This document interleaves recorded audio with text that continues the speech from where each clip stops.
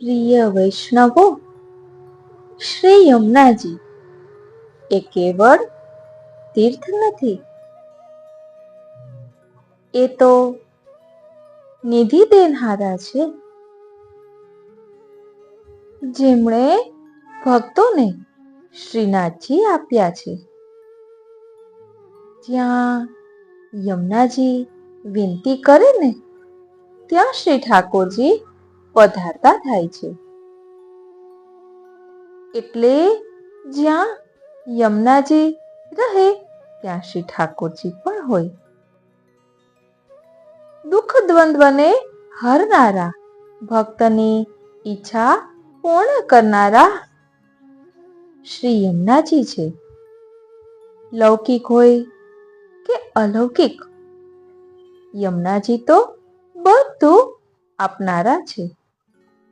એને મળવું એ તો ભાગ્ય છે, એના વશ થઈ જવું એ સૌભાગ્ય છે.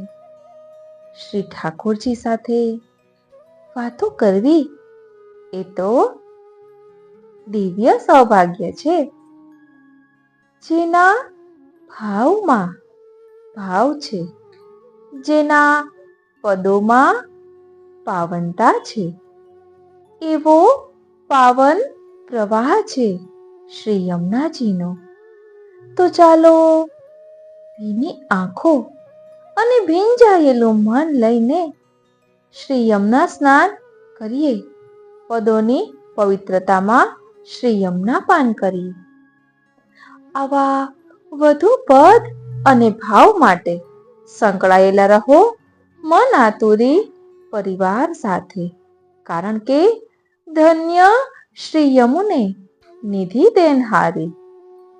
શ્રી યમુનાજીની કૃપાથી ફલરૂપ ઠાકોરજીની પ્રાપ્તિ થાય છે. શ્રી યમુનાજીની કૃપાથી ભક્તોના દુઃખ દ્વંદ્વો દૂર થાય છે. શ્રી ઠાકોરજી આપણી સાથે વાતો કરે છે, સાનુભવ જતાવે છે.